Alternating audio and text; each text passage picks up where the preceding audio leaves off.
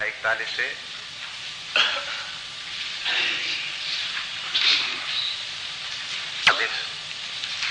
व्यवसायात्मिका बुद्धि एके है कुरु नंदन बहुशाखायनन्ताश्च बुद्धयो व्यवसायिनाम् यामिमां पुष्पितां वाचम्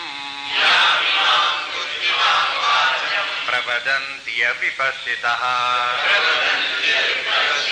वेदवादरता पार्थ नान्यदस्तीति वादिनः कामात्मानः स्वर्गपरा जन्म कर्म फलप्रदाम् क्रिया विशेष बहुलो भोगैश्वर्यं गतिं प्रति भोगैश्वर्य प्रसक्तानां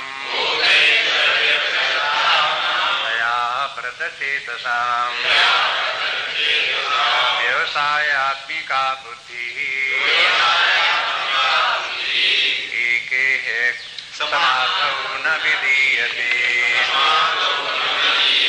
त्रैगुण्य विषया वेदा त्रैगुण्यो भवार्जुन निर्द्वन्द्वो नित्यसत्त्वस्थो दुर्योगक्षेम आत्मवान् त्रैगुण्य विषया वेदा निस्त्रैगुण्यो भवार्जुन निर्द्वन्द्वो नित्यसत्त्वस्थो निर्योगक्षेम आत्मवान्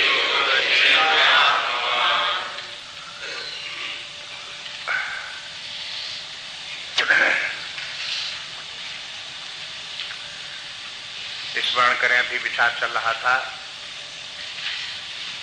कि व्यक्ति को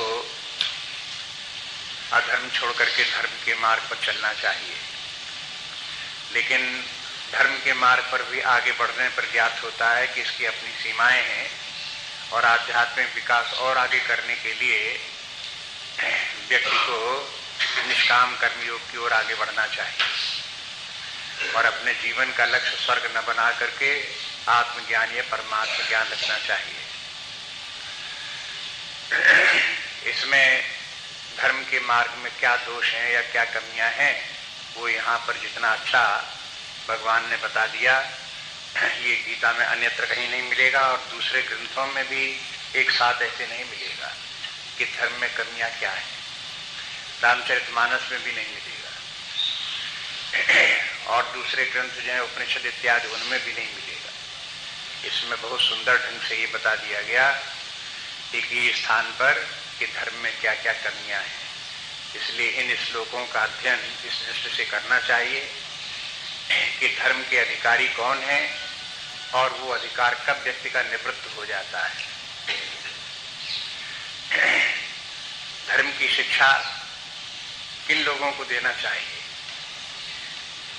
इसके अधिकारी कौन है, ये तो तुलसीदास जी ने बताया। रामचरितमानस में आता है कि धर्म नीत उपदेशी ताही कीरत भूत सुगत प्रिय जाही।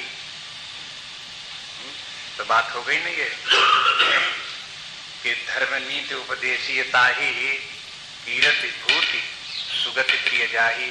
जिसे ये तीनों प्रिय हों उसे धर्म की और सदाचार की शिक्षा दो, क्योंकि इसी के द्वारा ये प्राप्त होगी। लोग बात चाहते तो हैं भौतिक सुख, लेकिन अधर्म और पाप के द्वारा चाहते हैं तो उनको वो प्राप्त होता नहीं है।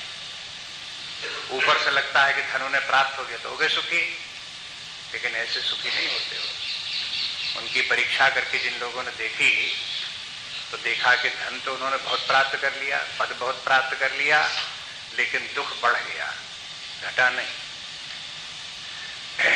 जब इस प्रकार के लोगों ने देखा तो उनको हुआ कि भाई लोगों को समझाओ ये अधर्म के मार्ग पर जा करके वो अपने आप को समझते हैं कि बहुत होशियार हैं, बहुत समझदार हैं, लेकिन उनकी मूर्खता कहाँ है, उनको समझाओ।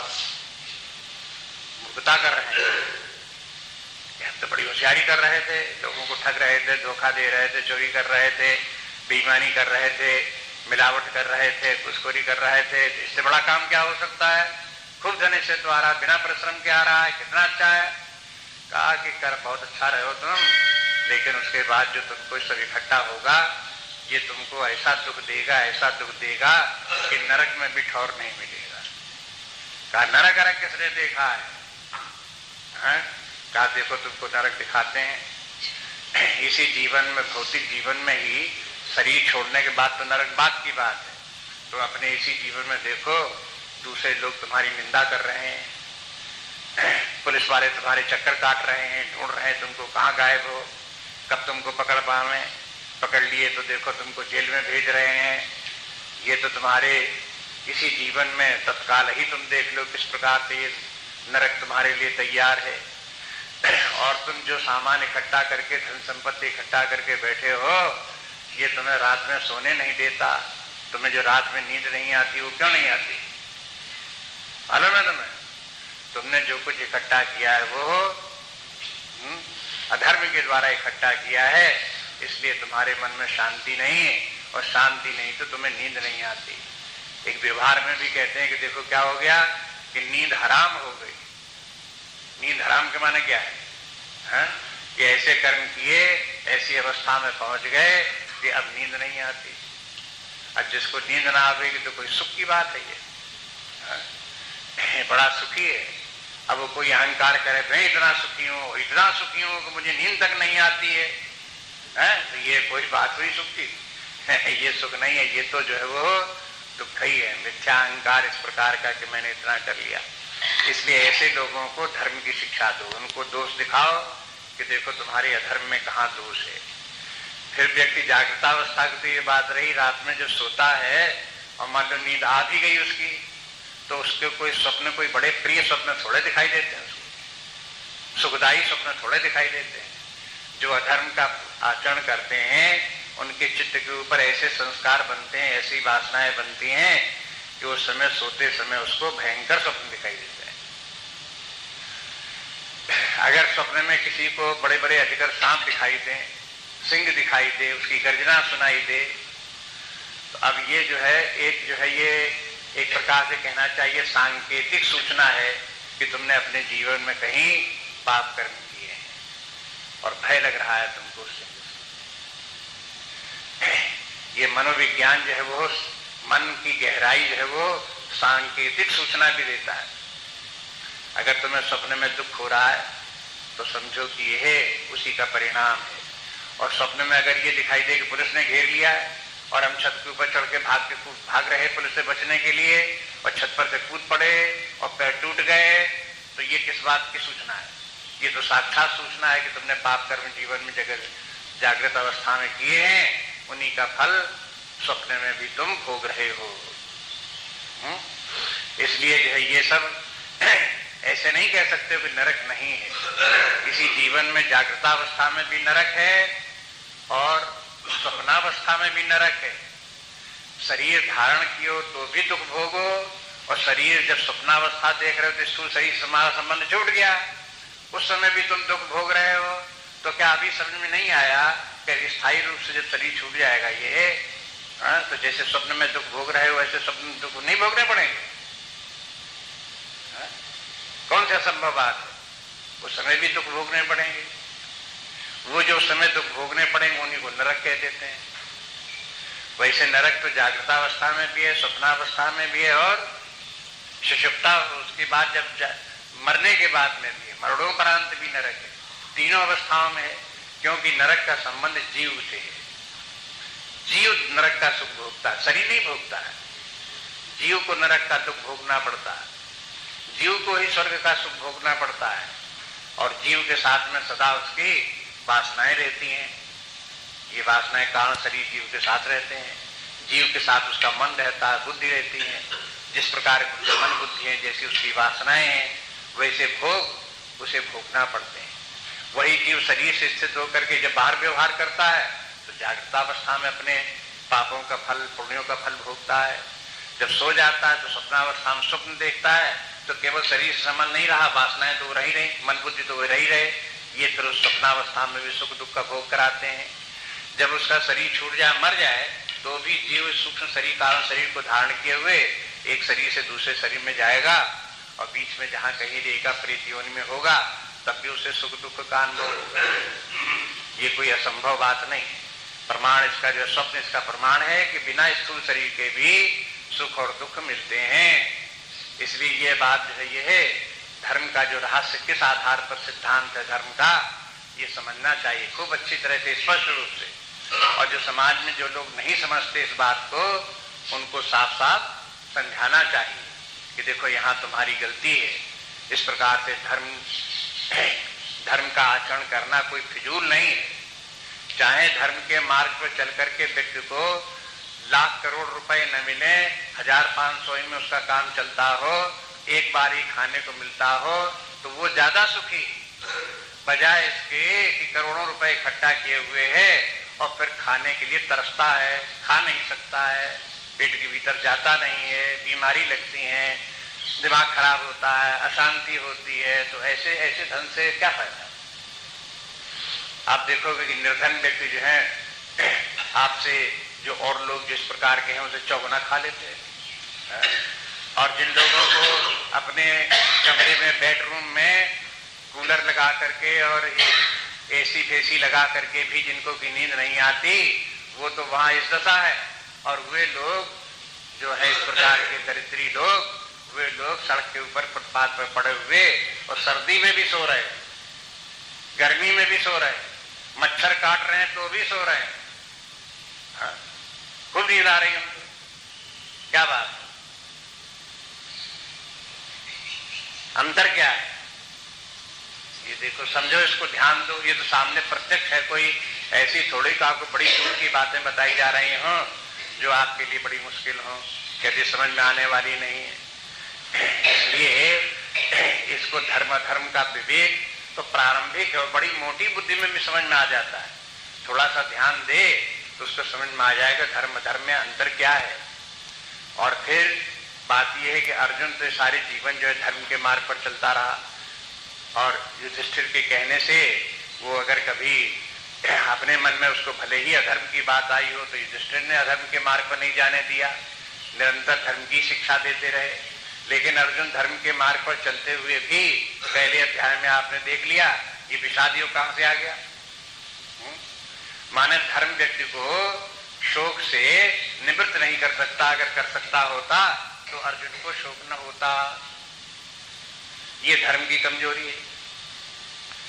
धर्म बहुत से दुखों से बचा देता है, बहुत सुख देता भी है, लेकिन दुखों की आत्यंतिक निवृत्ति नहीं होती। टोटली दुख समाप्त हो जाए, ये धर्म में सामर्थ्य नहीं है। और धर्म व्यक्ति को परमानंद प्रदान कर दे, ऐसा आनंद कर दे जिससे कि और कोई महान आनंद न हो, पूर्णानंद की प्राप्त हो जाए, ये भी धर्म में सामर्थ्य नहीं है। ये बात अब इसके लिए तब आगे की अब बात रास्ता देखो कि फिर अब आगे धर्म के आगे क्या करना है। तो ये अभी जो श्लोक कल चल रहे थे उसमें देख रहे हैं, भगवान ने बताया कि देखो धर्म में ये कमियां हैं, उन कमियों को समझ करके व्यक्ति को धर्म से आगे चलने का प्रयास करना चाहिए। धर्म ही सब कुछ है, ये पकड़े न बैठा रहे। ठीक है, धर्म में सत्य बोलना अच्छा है, अहिंसा अच्छा है, सदाचार अच्छा है, ये सब बातें अच्छी हैं धर्म में और करना भी चाहिए, अपने कर्तव्य कर्म को भी करना चाहिए। लेकिन जब ये सब करने पर भी व्यक्ति के जीवन में दुख आ रहे हैं तो उनका कारण क्या है? तो ये पता लगा कि उनका कारण कामना है। तात्कालिक धर्म के मार्ग पर चलने वाले व्यक्तियों की जो तात्कालिक दुर्बलता है वो है कामना। कामना किस बात की कामना? जो यही 3 कामना, भौतिक सुख, यश कीर्ति और स्वर्ग की कामना। ये कामना भी व्यक्ति को दुख देती है। यही कामना अधर्मी व्यक्ति को अधर्म से छुड़ा करके धर्म में लगाती है। देखो, ये अधिकारी भेद की बात है। ये अधिकारी व्यक्ति जो है ये है अधर्मी व्यक्ति को धर्म की शिक्षा देना उसका अधिकार है और उसको धर्म के मार्ग पर चलना चाहिए, यही समझ करके शास्त्र कहते भी हैं। लेकिन वही धर्म जो है व्यक्ति को कुछ दूरी तक भौतिक सुख की तक ले जाएगा, लेकिन आगे जाने में यही पैर की बदी चक्की हो जाएंगे। अब आप आगे नहीं बढ़ सकते, ये घसीट घसीट को पीछे लाएंगे।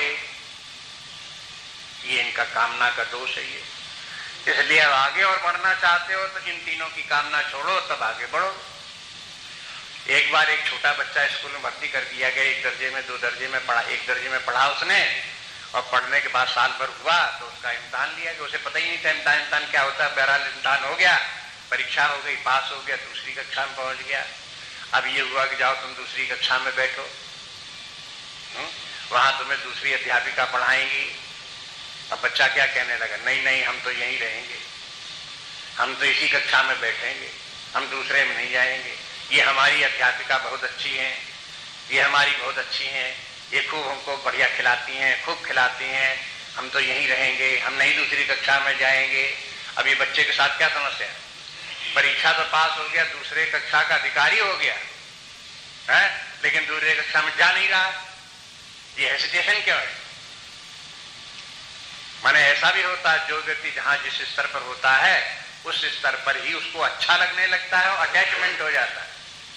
लेकिन अध्यात्म शास्त्र बताता है कि भाई आगे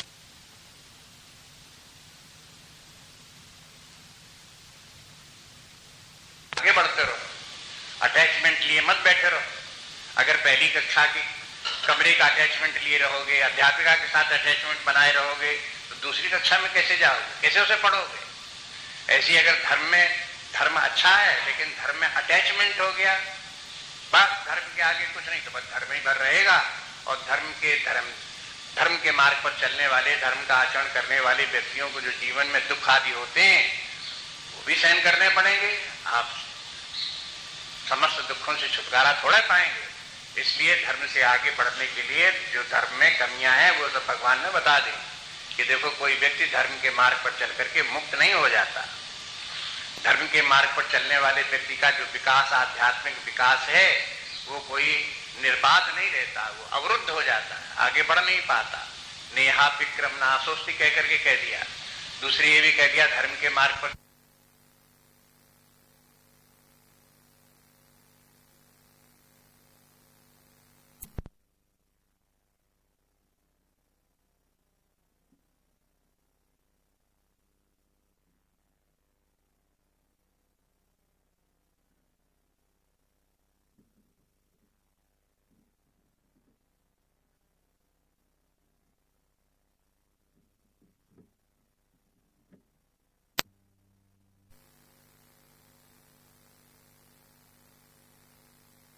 को प्रत्यवाय दोष भी लगता है कि मैंने उनको जो है वो अगर सही ढंग से धर्म का आचरण करेंगे तो उसका फल भी मिलेगा, और अगर कहीं गलती हो गई, भूल चूक हो गई, तो उसका परिणाम, विपरीत परिणाम भी उसका हो सकता है, वो भी तुम्हें भोगना पड़ सकता है।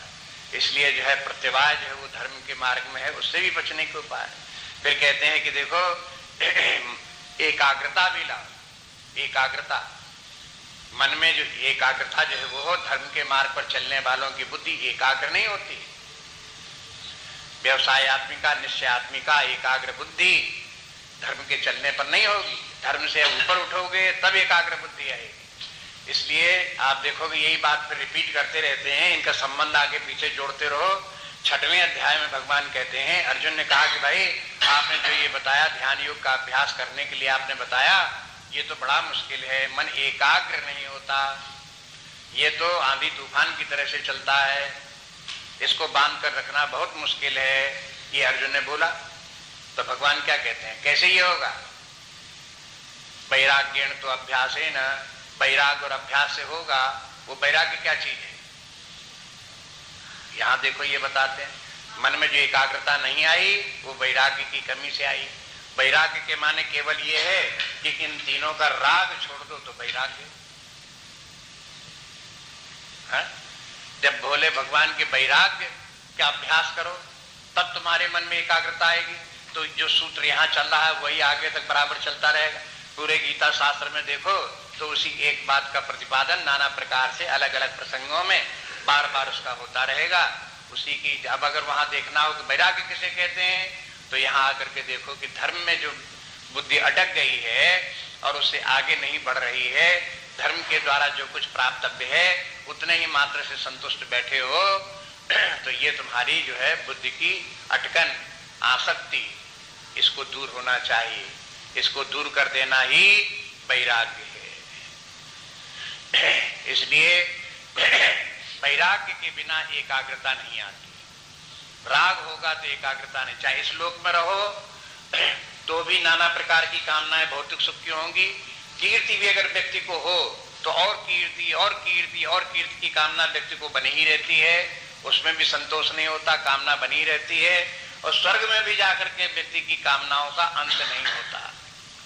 और स्वर्ग में भी कामनाएं, अनंत कामनाएं होती हैं, अनेक प्रकार की कामनाएं होती हैं, और वहां पर भी बुद्धि निश्चयात्मक नहीं होती है। स्वर्ग में जाकर के व्यक्ति से पूछे कि देखो स्वर्ग में तुम आ गए, यहाँ बहुत सुख है, लेकिन एक सुख कोई तुम ले लो, तो व्यक्ति की वहां बुद्धि फेल हो जाएगी। उससे कहे तुम अमृत चाहते हो कि अप्सरा चाहते हो, तो कभी कहेगा अमृत चाहते हैं, कभी चाहे कहेगा अप्सरा चाहते हैं। अरे भाई निश्चय करो, कहीं निश्चय नहीं कर पाते। ऐसा निश्चय न कर पाना जो बुद्धि का दोष है, वो चाहे स्वर्ग हो और चाहे ये लोक हो, कहीं भी हो, नहीं हो पाएगा जब तक कि वैराग्य नहीं आएगा। निश्चयात्मक बुद्धि बताओ, निश्चय रूप में। किसी व्यक्ति से भी कहा जाए कि भाई तुम इस लोक में भी कहो कि भाई तुम परिवार चाहते हो, पुत्र चाहते हो, कि धन चाहते हो, कि तुम पद चाहते हो, कि मकान चाहते हो, तुम क्या चाहते हो बताओ एक चीज। अब बताना मुश्किल पड़ जाएगा। एक चीज बताना मुश्किल पड़ जाएगा। वो कहेगा, कह तो दिया कि हमें धन चाहिए, लेकिन धन से क्या होगा अगर पुत्र नहीं है? पुत्र चाहिए। अगर जिसने कह दिया मुझे पुत्र चाहिए, तो कहे पुत्र से क्या होगा? धन तो चाहिए, बिना धन के पुत्र का पाल लेगा। ऐसे कहीं ना कहीं जो वो हो, एक के बाद बुद्धि दूसरी जगह जाएगी।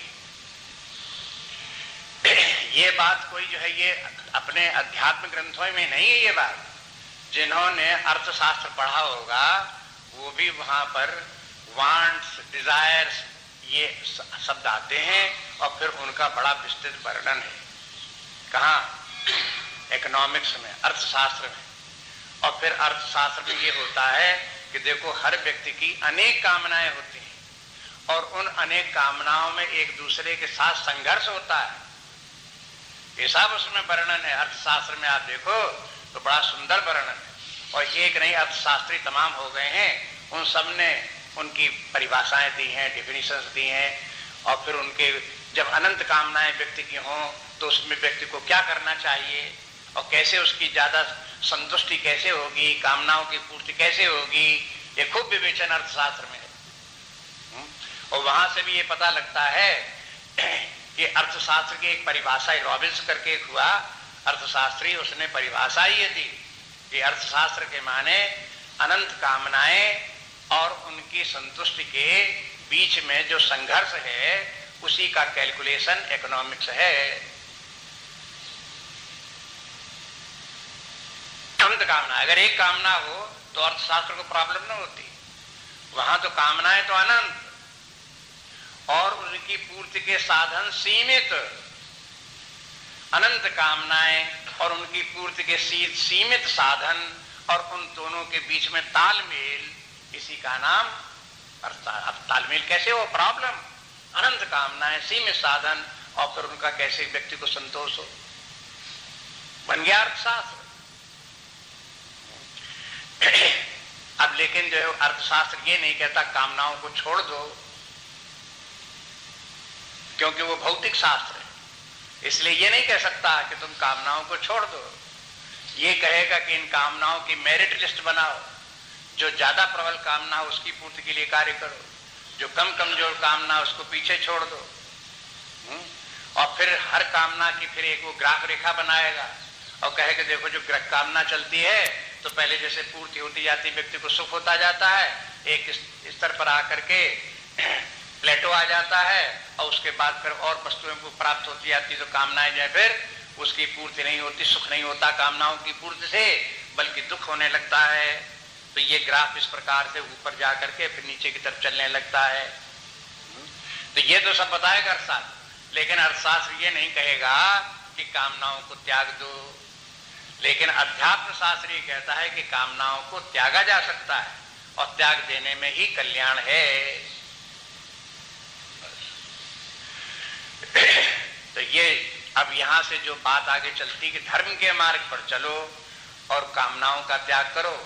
कौन सी कामनाओं का त्याग करो? जब कामना शब्द प्रयोग करते हैं तो केवल भौतिक कामनाओं की बात होती है।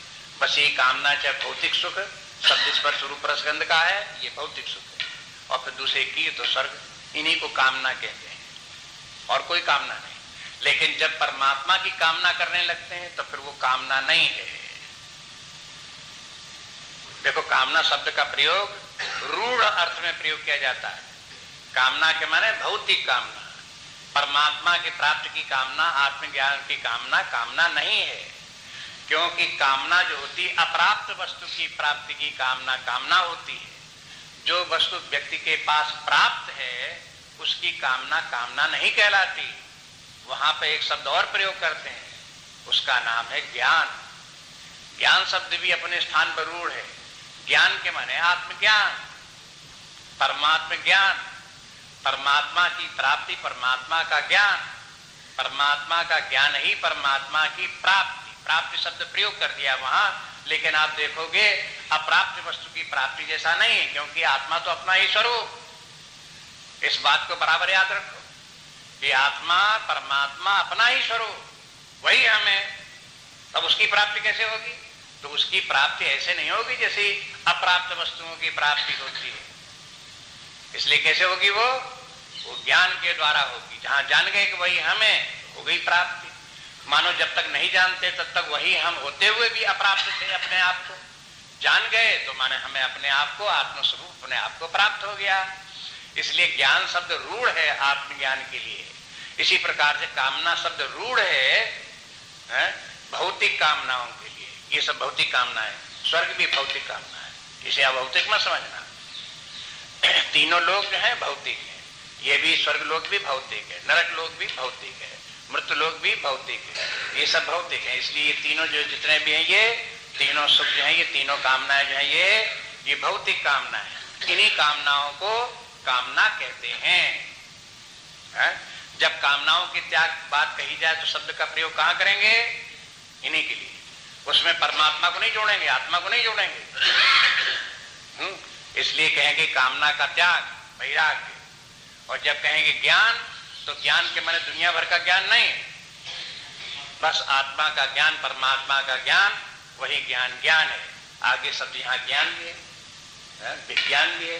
तो ज्ञान के माने कोई दुनिया भर की बातों को ज्ञान नहीं, ज्ञान के माने आत्मज्ञान। बस ये बात को ध्यान में रख करके तब शास्त्र को समझने की कोशिश करें तो कंफ्यूजन नहीं होगा। ये बातें जो है इस प्रकार की हैं, प्रारंभिक बातें हैं, डेफिनेशंस हैं ये अपने शास्त्रों की, कि ज्ञान किसे कहेंगे, कामना किसे कहेंगे। तो इनको डिफाइन कर दिया गया है। शंकराचार्य इत्यादि ने बोल दिया कि देखो कहाँ इन शब्दों का प्रयोग किस अर्थ में किया जाएगा। तो अब यहाँ पर बता दिया कि देखो इस प्रकार से एक उदाहरण दे दिया वेदों का भी भगवान ने। कहीं कुछ लोग ऐसा न हो कहने लगे कि साहब आप तो कहते हो कि धर्म के आगे भी चलो और आप परमार्थ को प्राप्त करो, ये सब कहते हो, लेकिन शास्त्रों में तो, वेद में तो इनकी धर्म की बड़ी प्रशंसा की गई है, इनकी भौतिक सुख की बड़ी प्रशंसा की गई है, कीर्ति की बड़ी प्रशंसा की गई है, स्वर्ग के लिए बड़ी वाहवाही की गई है। तो आप इसके लिए इसका निंदा क्यों करते हो? आप उसे छोड़ने को क्यों कहते हो? तो वही बात कल देख रहे थे, भगवान ने कह दिया ये सब वेदों की जो है, ये वेदवाद रता, जो वेद की इन्हीं धर्म वाली बातों को पकड़े बैठे हैं, वो भी उनकी बुद्धि एक सीमित बुद्धि है, कुंठित बुद्धि है, धर्म को ही सब कुछ माने बैठे हैं। इस प्रकार से इस प्रकार मानते हैं। वो आगे, वो यहां तक उनकी हिम्मत पड़ जाती है बोलने की कि धर्म के आगे और स्वर्ग के आगे कुछ नहीं है, परमात्मा कुछ नहीं है, ब्रह्म कुछ नहीं है। ऐसे बोलने की जो उनकी हिम्मत आ जाती है, ये उनका अनधिकार चेष्टा है, ऐसे नहीं होना चाहिए। इसलिए जो ये है बता दिया कि धर्म के मार्ग पर चलने वाले उनको जन्म मृत्यु का चक्र उनका बना रहेगा। उनको तमाम बार बार कर्म में प्रवृत्त होकर के कर्म के जो दुख क्लेश आदि हैं वो सब उनको भुगतने पड़ेंगे। बार बार शरीर का धारण करना, बार बार शरीर का छोड़ना, ये सब व्यक्ति का होता रहेगा। बार बार प्रिय वस्तु में प्राप्त होंगी, उनका वियोग भी होगा। ये सब धर्म के क्षेत्र में सब होता रहता है। और ये जो जाल धर्म का है उसमें पढ़ करके भी व्यक्ति नाना प्रकार के दुख फिर भी भोगता रहता है। इसलिए धर्म से भी ऊपर उठने का प्रयास करो। ये सब कहने के लिए भगवान ने कल बताया। आप कहते हैं कि देखो इसके आगे कि अब करो क्या, तो कहते हैं अपने जीवन का लक्ष्य ये बनाओ। धर्म के मान व्यक्ति को जो कि इनमें आसक्त रखे थे, अब ऐसे व्यक्ति के लिए अर्जुन भगवान ने समझा दिया कि देखो धर्म में ये दोष हैं, तो इनकी कामना को छोड़ो और इस परमात्मा की कामना करो। जब ये कहते हैं निस्त्रैगुण्यो भवार्जुन, हे अर्जुन तुम निस्त्रैगुण्य बनो, इन त्रिगुणातीत होकर के आत्मा और परमात्मा को प्राप्त हो जाओ। हाँ? तब उसके पहले भगवान कहते हैं त्रैगुण्य विषया वेदा। ये वेद जो हैं जिनको की वेदवादकता इत्यादि की बड़ी प्रशंसा करते हैं, ये वेद जो है वो वेद त्रिगुणात्मक नहीं है। ऐसा लगता है जो देखो त्रैगुण्य विषया वेदा, कि वेदों में ही त्रिगुण घुस गए हैं, ऐसा नहीं है। वेद जो है जो त्रिगुण में पड़े हुए व्यक्ति हैं उनके लिए वेद हैं। ये कर्म कांड वाला भाग, वेद का भाग, उसके अधिकारी वो व्यक्ति हैं जो इन तीनों गुणों में रमे हैं, इन तीनों गुणों से ग्रस्त हैं। उन लोगों को बताते हैं भाई अब अगर कोई तमोगुणी व्यक्ति हो तो शास्त्र उसको क्या कहेंगे, उसको शिक्षा देंगे कि तुम तो अपने तमोगुण को छोड़ो, सत्वगुण को लाओ, रजोगुण को छोड़ो, सत्वगुण को लाओ। तो कैसे ये सब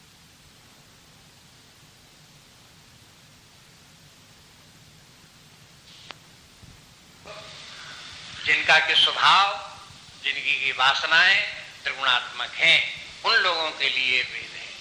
माने संसार में वेद सबके लिए नहीं है। वेद के माने अर्थ याद रखना, वेद के माने कर्मकांड यज्ञ वाला कर्म भाग जो है वो वेद सबके लिए नहीं है। केवल त्रिगुणात्मक जो विषयी व्यक्ति हैं, त्रिगुण में पड़े हुए हैं, त्रिगुणों के बंधन में हैं, उन्हीं के लिए। माने ये त्रिगुण है और उनके अधीन जिनकी की मन बुद्धि है और वो तमोगुण के से प्रभावित हो रहे हैं, रजोगुण से प्रभावित हो रहे हैं, सत्वगुण के भी बंधन में पड़े हुए हैं, ऐसे व्यक्तियों के लिए वेद है, उनके लिए धर्म का आचरण है और फिर उनके लिए इनकी कामना है। माने ये आपको बता दिया कि देखो जो व्यक्ति इस प्रकार से अपने जीव भाव में है और उसका जीव भी इन तीनों गुणों से प्रभावित होकर के कार्य कर रहा है, उनके लिए यह धर्मशास्त्र है।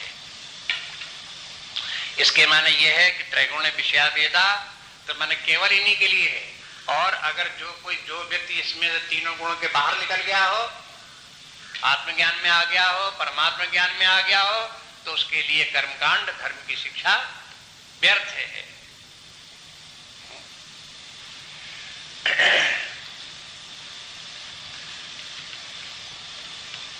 निवृत्ति कई प्रकार की होती। निवृत्ति माने छुटकारा, निवृत्ति हो गई या मनाही हो गई। एक निषेध निवृत्ति होती है, एक अधिकार निवृत्ति होती है, एक प्रयोजन निवृत्ति होती है। यह भी जानना चाहिए। निवृत्ति तो हो जाती है।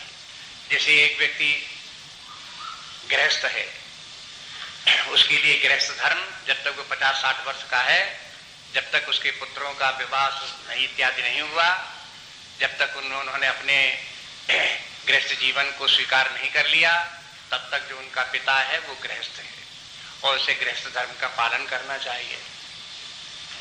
वो गृहस्थ धर्म पालन करने का अधिकारी है और उसे गृहस्थ धर्म का पालन करने का प्रयोजन भी है।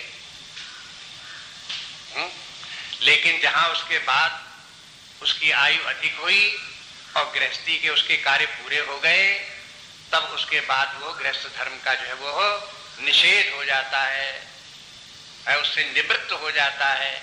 और वहां ये कहते हैं कि देखो प्रतिषेध हो गया।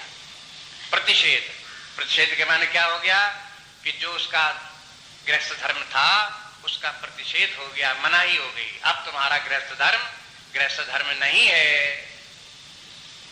अब गृहस्थ धर्म सारी जिंदगी नहीं होता। ये बात जब ये धर्म शास्त्र की जो बातें हैं, ये देखो इनको बहुत व्यापक हैं और फिर इनको जो समझने के लिए बड़ी विचार चिंतन की शक्ति जरूरत पड़ती है, शास्त्रों को देखना पड़ता है। जैसे देखो, मान लो कि एक ब्राह्मण है, उसको जो है वो वाजपेयी यज्ञ करने का अधिकार है, यज्ञ कर सकता है, ये तो अधिकार हुआ व्यक्ति का। लेकिन अधिकार में भी अड़चन है, हमेशा अधिकार नहीं है। अब उसको ये है कि पंडित से पूछे कि कब यज्ञ होगा।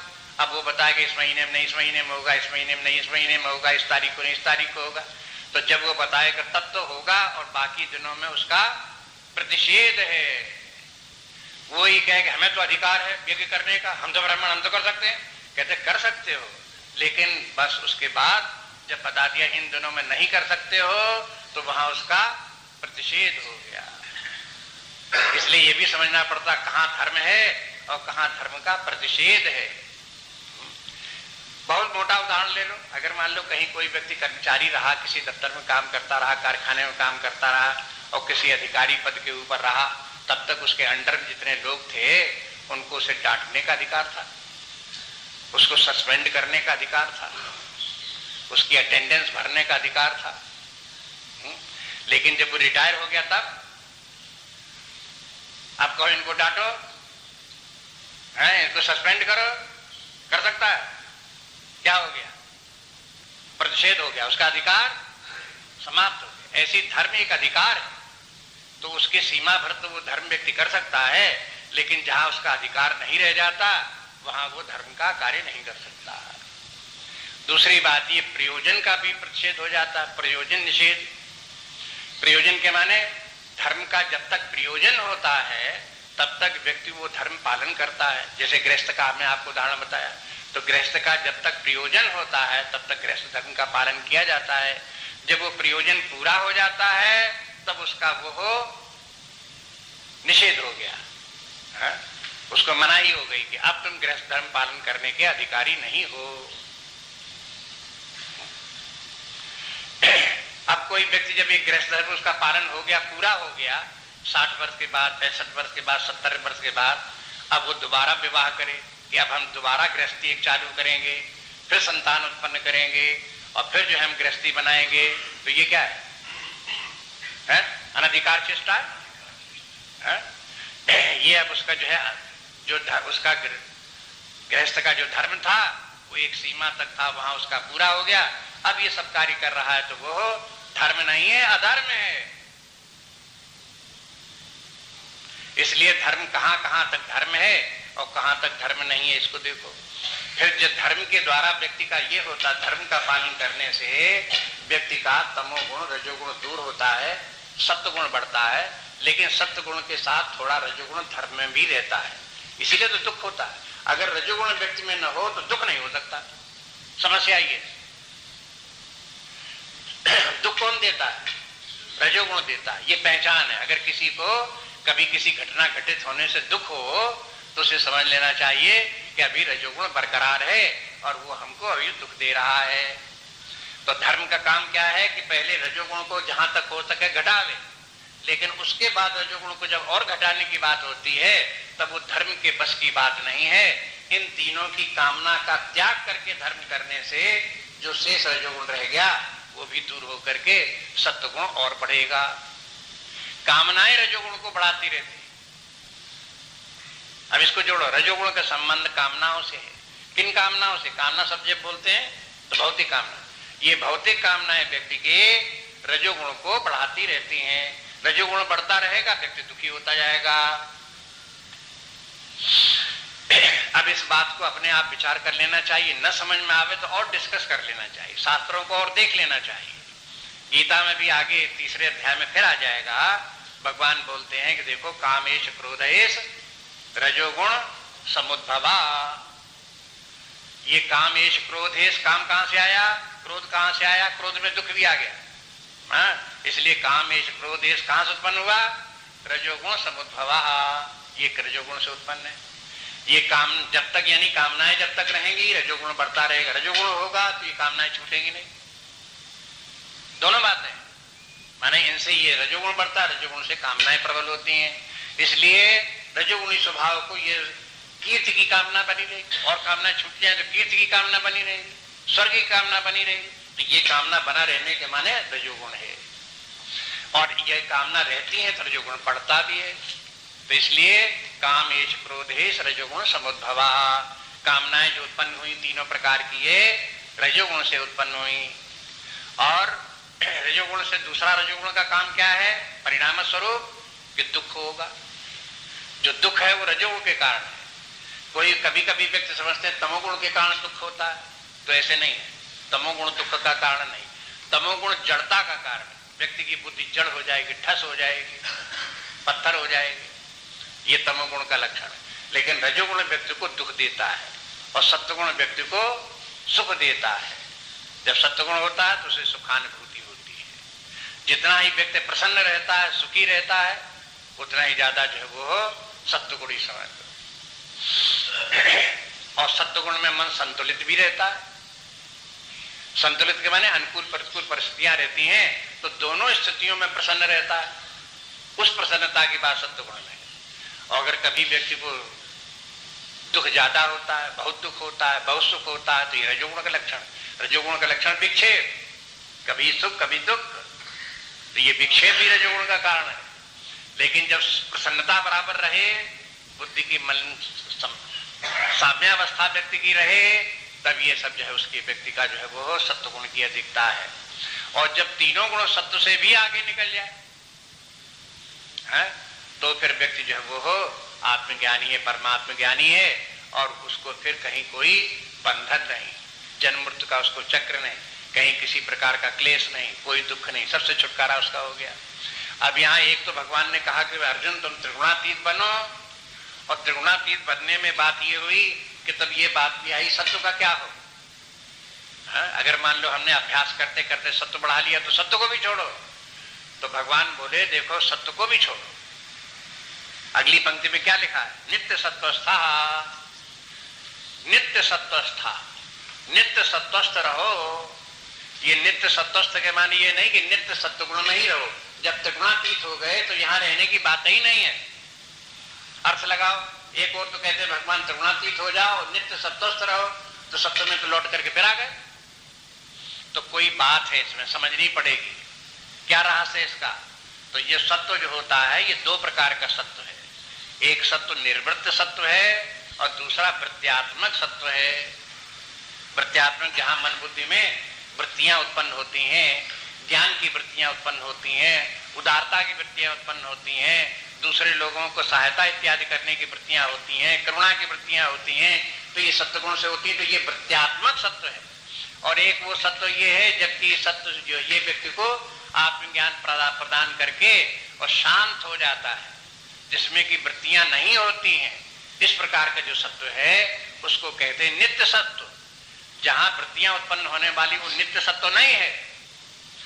अगर सत्वगुण के साथ में भी वृत्तियां हैं तो उनका कारण रजोगुण है। सत्वगुण के साथ अगर रजोगुण मिला होगा तो सत्वगुण में भी रजोगुण विक्षेप पैदा करेगा, इसलिए सत्वगुण सदा नहीं रह पाएगा। कभी रजोगुण की प्रबलता हो जाएगी, सत्वगुण खत्म हो जाएगा, रजोगुण आ जाएगा। तो ये जो समस्या आएगी तब तक रहेगी जब तक व्यक्ति सत्वगुण में टिकने का प्रयास, सत्वगुण के जब पार चला जाएगा तो फिर वहां रजोगुण उसका विक्षेप नहीं कर पाएगा, और वहां जो उसकी शांति होगी वो नित्य सत्व होगी। इसलिए नित्य सत्वस्था का अर्थ भी त्रिगुणातीत ही है, और त्रिगुणातीत होने पर ही नित्य सत्वस्थ होगा। इसलिए इसके माने ये भी है कि तीन गुणों को समझो। अब देखो तीन गुणों की बात, चर्चा बीज यहां से शुरू हो गया। तीन गुणों की बात हो गई, सत्वगुण होता है, रजोगुण होता है, तमोगुण होता है। और ये तीनों गुण किनके, इनके लिए शिक्षा क्या है, वो वेद का प्रारंभिक भाग पूर्व मीमांसा जो है उन्हीं लोगों के लिए है। और तीन गुण किस किस प्रकार के हैं ये सब जो है ये अब इनका विस्तार तो आगे मिलेगा। तो आप जब इनकी व्याख्या देना हो निश्चय गुण्यो भवार्जुना, तो 14वां अध्याय देखना चाहिए। 14वां अध्याय में फिर भगवान कहते हैं, पहले तो तीनों गुणों का वर्णन करते हैं और उसके बाद में कहते हैं अर्जुन तुम त्रिगुणातीत हो जाओ, फिर कहते हैं वहीं पर। तो वहां जब ये कहेंगे तो ये पूरी इस पंक्ति का, पहली पंक्ति का पूरी व्याख्या हो जाएगी एक अध्याय भर में। वहां ठीक ठीक समझा देंगे कि देखो तीन गुण क्या हैं और फिर उनको त्रिगुणातीत होने का अर्थ क्या है। तो त्रिगुणातीत होकर के व्यक्ति कैसे समत्व भाव को प्राप्त हो जाता है, समत्व का वर्णन फिर वहां कर देंगे। आत्मज्ञान का वर्णन कर देंगे तो ये स्थिति वहां हो जाएगी। इसलिए बोले कि देखो निस्त्रैगुण्यो भवार्जुन और नित्य सत्वस्था, और दूसरा यही अर्थ निर्द्वंद का भी है, निर्द्वंदा, तुम निर्द्वंद हो जाओ। हाँ देखो हिंदी में निर्द्वंद शब्द का प्रयोग कैसा किया जाता है? हाँ कोई झगड़ा फिसाद नहीं, अपने मस्त घूम रहे हैं, निर्द्वंद घूम रहे हैं। व्यवहार में कभी कभी सन्यासियों को भी निर्द्वंद कहा जाता है। निर्द्वंद क्या हो गया? सन्यास क्या ले लिया? सब जगह मस्त घुमा करते हैं, निर्द्वंद। कहीं कोई आसक्ति नहीं, कहीं कोई झंझट नहीं। जब कोई झंझट ना हो तो व्यक्ति निर्द्वंद हो गया।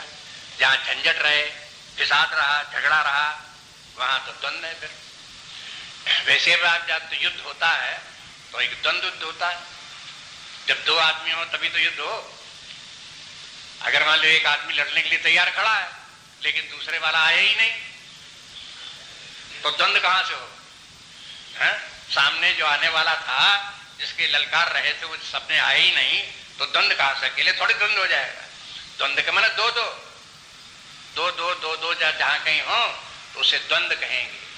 अब देखो इसमें द्वंद का अर्थ भी अपने वेदांत शास्त्र में, अध्यात्म शास्त्र में पारिभाषिक अर्थ है इसका भी। द्वंद के माने है राग द्वेष, द्वंद के माने है शुभाशुभ कर्म, शुभ कर्म अशुभ कर्म, द्वंद के माने है धर्म अधर्म, द्वंद के माने है न्याय अन्याय, द्वंद के माने है पाप पुण्य, द्वंद के माने है सुख दुख। ये जो दो दो करके जितने भी हैं ये सब भौतिक जगत के अंतर्गत है। जब तक व्यक्ति देहाभिमान रखता है, जब तक उसको जीव भाव है, जब तक इन वासनाओं के अधीन व्यक्ति जीवन जी रहा है, तब तक उसका जीवन द्वंद्वात्मक है। तब तक बराबर उसकी बुद्धि में द्वंद्व बना रहता है। सोचता है कि धर्म का पालन करें कि अधर्म का करें, ये भला है कि ये बुरा है, ये अच्छा है वो बुरा है, ये श्रेष्ठ है वो श्रेष्ठ है। इस प्रकार के जो बातें व्यक्ति के मन में आती रहती, ये द्वंद्व है। कभी कभी तो ऐसा होता है कि व्यक्ति के अंदर अंतर द्वंद्व चलता है। ये अंतर द्वंद्व क्या है? माने दो विचार बराबर के आ गए और दोनों टकरा रहे हैं। वो कहता है ये ठीक है, वो कहता है ये ठीक। अब व्यक्ति निर्णय नहीं किए पा रहा। जैसे अर्जुन की स्थिति आ गई, अर्जुन सोचने लगा युद्ध छोड़ करके चला जाना चाहिए और युद्ध करना चाहिए। दोनों का टकराव हो रहा है उसके मन में, तो अंतर द्वंद्व हो रहा है। ये भी द्वंद्व है, दो विचारों का द्वंद्व है। जैसे दो व्यक्तियों का द्वंद्व हो तैसे दो विचारों का द्वंद्व है। इसी प्रकार से दो परिस्थितियों का द्वंद्व है। पहले नाम भगवान ले चुके हैं, कहते हैं क्या? सुख दुख के समय कृत्वा लाभा लाभो जया जीव, सब क्या है? दो दो करके बता दिए कि नहीं? सुख दुख है द्वंद्व है, लाभा लाभो द्वंद्व है, जय पराजय द्वंद्व है, शीतोष्ण सुख दुखेषु तथा मानापमानयो, ये सब क्या है? शीतोष्ण क्या है? द्वंद्व है। मानापमान क्या है? द्वंद्व है। आप कहो ये तो सदा रहेंगे, तो जो द्वंद्व में पड़े रहेंगे उनके लिए तो सदा रहेंगे, लेकिन जो व्यक्ति द्वंद्वातीत हो जाए, निर्द्वंद हो जाए, उसको फिर ये द्वंद्व को सताते नहीं। उसको मान अपमान भी नहीं सताता, उसे जय पराजय भी नहीं सताते, लाभ हानि भी उसको नहीं सताते, उनसे सब सोच का छुटकारा। ये महिमा है। भगवान कहते निर्द्वंद बनो। ये निर्द्वंद जीवन का जो है ये है उच्चतम रूप है, जहां पर इनका कहीं कोई प्रभाव न पड़े। इसलिए कहते निर्द्वंदः नित्य सत्वस्थः। और ये निर्द्वंद व्यक्ति तभी होगा जब त्रिगुणातीत बने, आत्मज्ञानी हो। जब नित्य सत्वस्थ हो तब निर्द्वंद बनेगा, नहीं तो द्वंद्व में पड़ा रहेगा बस। और निर्योगक्षेम, योग क्षेम रहित,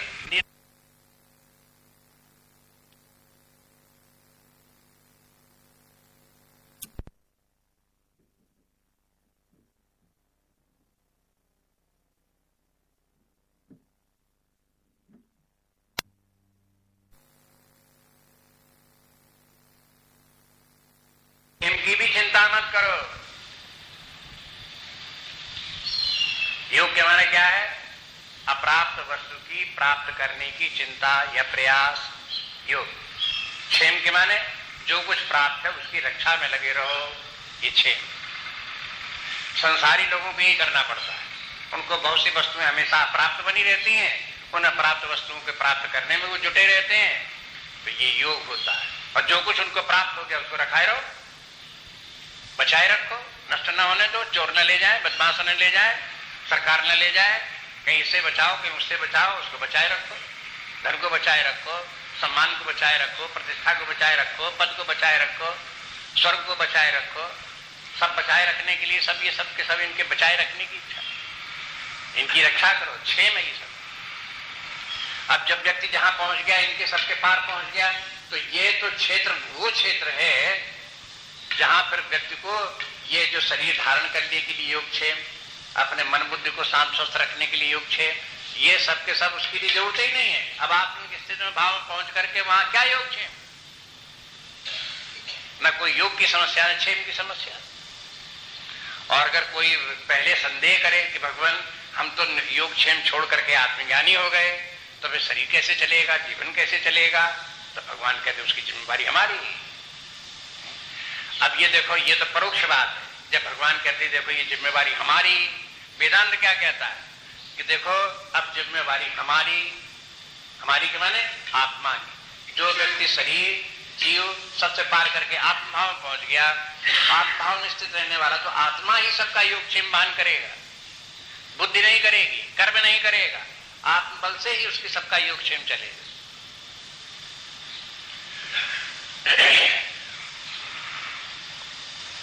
अब देखो ये फंडामेंटल्स हैं वेदांत के, फंडामेंटल। इनको अगर आपने यहां नहीं समझा तो आगे यहां देर जरूर लग रही है, लेकिन इनको अगर नहीं समझा तो आगे आपको गीता के समझने में पद पद पर कठिनाई आएगी। या दूसरे ग्रंथों उपनिषद इत्यादि को समझेंगे तो उसमें भी कठिनाई आएगी। इसलिए इन बातों को तो सबको, फंडामेंटल्स को तो रट करके रखना चाहिए। योगक्षेम क्या है, कब तक योगक्षेम की आवश्यकता है, योगक्षेम की आवश्यकता कब समाप्त हो जाती है। इसलिए फिर उसके बाद में बोल दिए, साफ साफ बात बता दी, आत्मवान भव, आत्मवान बनो, माने जैसे कोई देहाभिमानी होता, जीवाभिमानी होता, जैसे आत्माभिमानी बनो। ये समझो कि तुम आत्मा हो, इस आत्मभाव में स्थित होकर के जीवन जियो। अब बस उसी की सब बातें, माने इतनी बातें जितनी है, जो आत्मज्ञानी व्यक्ति है वही त्रिगुणातीत है, जो आत्मज्ञानी व्यक्ति है वही निर्योगिक क्षेममान में, जो आत्मज्ञानी व्यक्ति है वही नित्य सत्वस्थ है, और जो आत्मज्ञानी व्यक्ति है वही निर्द्वंद है। इसलिए इन सब स्थितियों को प्राप्त करने के लिए आत्मज्ञानी बनो, आत्मज्ञानी बनो और निर्द्वंद रहो, आत्मज्ञानी बनो और नित्य सत्वस्थ रहो, आत्मज्ञानी रहो, निर्योग क्षेम रहो। लेकिन संसार में जो है योग क्षेम जो है इतनी ज्यादा सिर के ऊपर भूत सवार रहता है कि बिना योग क्षेम के कैसे चलेगा, कैसे चलेगा, कैसे चलेगा। व्यक्ति सोचता है कि अगर धन नहीं होगा तो कैसे जिंदगी चलेगी, यही धन ही हमारी जिंदगी काट रहा है, उसी से जिंदगी चल रहा है। वो कहता समझने की कोई बात, तो प्रैक्टिकल दिखाई देता, सामने साक्षात है, लेकिन ये साक्षात नहीं समझ में आता कि एक स्थिति ऐसी भी है जहां पहुंच करके ये साक्षात वाक्षात सब खत्म हो जाता, वहां कहीं योगक्षेम की कुछ जरूरत नहीं पड़ती, न धन की जरूरत पड़े, न परिवार की जरूरत पड़े, न पद की जरूरत पड़े, न कहीं किसकी जरूरत, कोई भौतिक आवश्यकता की जरूरत ही नहीं पड़ती, उन सबसे छुटकारा हो जाता है। योगक्षेमात्मा इस प्रकार से योगक्षेम की कैसे समाप्ति होती है इसको देखो। इसीलिए कभी कभी तो जो है ये यही शब्द जो है रूढ़ भी बन जाते हैं और व्यवहार से मोटे अर्थ में प्रयोग करने लगते हैं। एक सन्यासी चलता है तो एक जगह ठहरता नहीं, घूमता रहता है और अपने साथ किसी को नहीं रखता कि भाई किसी के साथ तो रखो ना, क्यों कि हम तो निर्द्वंद हैं, दूसरा साथ ही नहीं रखते। जो साथ अगर रखे तो उससे कुछ न कुछ झंझट होगी, है? वो कुछ न कुछ काम गड़बड़ कर देगा, हमारी इच्छा के विरुद्ध कर देगा, जैसा होना चाहिए नहीं करेगा, धर्म के विरुद्ध कर देगा, सिद्धांत विरुद्ध कर देगा, तो क्यों साथ में रखो। साथ में रहेगा तो वो व्यक्ति कहीं न कहीं कामना लिए घूमेगा। गौतम बुद्ध के साथ में आनंद लग गए, आनंद उन्हीं के भतीजे थे, रिश्तेदार ही थे, भतीजे ही थे उनके, और उनके साथ में आनंद उनके साथ गौतम बुद्ध के साथ लगे रहे। बहुत सारी प्रधान शिष्य उनके कह जाते हैं, फर्स्ट डिसाइपल गौतम बुद्ध के थे, प्रधान ही थे, वो आनंद ही थे। लेकिन आनंद जब रहते थे उनके साथ में तो कोई न कोई व्याधि बनी रहती। किसी के पास निकलते हुए गौतम बुद्ध ने अपना प्याला भीख वाला बढ़ा दिया किसी के सामने, उससे मांगा कि भाई कुछ खाने को दो। उसने डांट के आगे कर दिया, चल जरा आगे बढ़ो, पागल कहीं का घूम रहा है, इतना बढ़िया राज्य तुमको प्राप्त था तो छोड़ करके अब भीख मांगते घूम रहे हो, पागलों को कौन क्या। डांट दिया। गौतम बुद्ध प्याला लेकर के अपने आगे चल दिए। आनंद जो है पीछे से गुस्साने लगे, कहने लगे कि आपका अगर आज्ञा हो तो हम कुछ कहें। कहा कि हमारी कोई आज्ञा नहीं कहने वाली। क्या कहोगे तुम? ये कहने को ये कहें कि भाई इसको बतावें कि देखो गौतम बुद्ध जो है वो पहले राजा वाजा क्या होते हैं उनसे बहुत महान है, ये तुम उनको किस प्रकार से तुम बात कर रहे हो, अपमान कर रहे हो, गालियां ये तो दे रहा है आपको। तो गौतम बुद्ध ने कहा कि देखो भाई, साथ में रहने का यही चक्कर है, तुम साथ में रहोगे तो तुम परेशान भी होगे और परेशान करोगे। बात असल में देखो, अगर मान लो कहीं कोई व्यक्ति कुछ कहे, गाली दे या कुछ दे, तो मान लो हम न ले तो वो वस्तु किसके पास रहेगी? जो देने वाला उसी के पास रहेगी नहीं रहेगी, तो मोटी बात है। अगर किसी ने हमको गाली दी और हमने एक्सेप्ट नहीं की, ये तो हमारी बात है, एक्सेप्ट करें न करें। अगर किसी ने कह दिया गधा और हम गधा नहीं हुए तो अब क्या होगा बताओ? उस गधाईपन का क्या होगा? जिसने बोला उसी के पास गधा रहेगा वो है, हमारे पास तो नहीं आया। अगर नहीं आया तो अब जो उसको गाली देता है वो गाली उसी के पास रही, मेरा क्या बिगड़ता है? अब गौतम बुद्ध का तो विवेक ऐसा और आनंद को आ रहा गुस्सा, तो इसलिए के बोले कि भाई साथ मत किसी रखो। गौतम बुद्ध ये होता तो उतना ही मांगते थे जितना एक दिन खा लिया और दूसरे दिन सवेरे उनके पास कुछ नहीं। आनंद कहे कि कल रास्ते में चलना पड़ेगा, एक गांव से दूसरे गांव में जाने में रास्ते में 20 किलोमीटर दूरी है, तब तक गांव मिलेगा, तब तक क्या खाएंगे कि थोड़ा धल ले उसमें है? तो गौतम बुद्ध क्या बोले कि आज खाए कल को झक्खे, उसको कभी संग ना रखे। कभी खाए और कल को झक्खे, ये किनका धर्म है? सन्यासियों का धर्म है, निर्द्वंद लोगों, गृहस्थों का नहीं है। गृहस्थ इसकी नकल करने लगे तो उनके लिए यह धर्म है। उनको तो संग्रह करना चाहिए, संग्रह करना चाहिए, आज के लिए नहीं, कल के लिए, महीने भर के लिए रखे, साल भर के लिए रखे, संग्रह करे उसका, और इतना भी संग्रह करे अपने आप खाए और दूसरा कोई आ जाए, अतिथि आ जाए तो उसको भी खिलाए। ये गृहस्थ धर्म है। लेकिन सन्यासी का धर्म ये नहीं कि संग्रह करे, आज खाओ कल को झक्खे, हाँ समाप्त हो गया उसका। इसलिए अलग अलग धर्म अलग अलग स्थानों पर है। निर्द्वंद के माने इस प्रकार से, ये प्रयोग आपको हमने बताया, निर्द्वंद के माने व्यवहार में लोग बाग इस प्रकार करने लगे। वास्तव में निर्द्वंद के माने बस अपने आत्म भाव में स्थित रहना, सब आत्मा ही, सब परमात्मा ही है, एक आत्मा के अतिरिक्त कहीं कुछ नहीं। यह जो आत्मा का अद्वैतवाद है, अपना अद्वैत स्वरूप है, इसमें निर्द्वंदता है कि नहीं है? अद्वैत में और निर्द्वंद में क्या अंतर है? जो अद्वैत है वही निर्द्वंद है। जहां अद्वैत भाव आ गया, एक आत्मा ही सर्वत्र है, नानात्व का कोई अर्थ नहीं। नाना जो दिखाई दे रहा सारे संसार में, विश्व भर में, उसका कोई प्रयोजन नहीं, वो सब मिथ्या है, प्रतीति मात्र, आभास मात्र, केवल हमको अपनी इंद्रियों से उपलब्ध हो रहा है, केवल हमें अपने मन बुद्धि में भाषित हो रहा है, अन्यथा ये कुछ नहीं है। अंग्रेजी में जिसे कहते हैं फिनोमेना है, अपीयरेंस है। तो जो फिनोमेना होता है, अपीयरेंस होती है, that is not reality, that doesn't exist. बस इस प्रकार से समझ करके जो तत्व नित्य विद्यमान आत्मा है उसी को देखो, वही सर्वत्र विद्यमान है। इसी का नाम अद्वैत और इसी का नाम निर्द्वंद। अब देखो इसमें जो है ये दो, इस श्लोक में जो है वो हो, अभी तक तो चले आ रहे थे भौतिक जीवन की बात। धर्म जो है वो भी भौतिक जीवन के लिए विधान है कि हम भौतिक जीवन जिए तो किस प्रकार से जीवन जीना चाहिए, उसकी नियमावली का नाम धर्म है। लेकिन जब भौतिक जीवन से हम पार निकल गए तो वो नियमावली अब एप्लीकेबल नहीं है। कदम उसके बाद इसलिए जो उस स्थिति का वर्णन कर दिया यहाँ, जहां त्रिगुणातीत हो गए, उसके साथ में ये 4 बातें और बता दी। बस ये बात जो है ये परमार्थ की शिक्षा, इसके माने भौतिक जीवन और धर्म में जीवन सब कुछ नहीं है। उससे बाहर निकलने के लिए कामनाओं का त्याग, वैराग्य लाना, आत्मज्ञान प्राप्त करना, परमात्मा ज्ञान को प्राप्त करना, उसके लिए भगवान ने प्रोत्साहित कर दिया। बस इसके आगे अब कर कृष्णम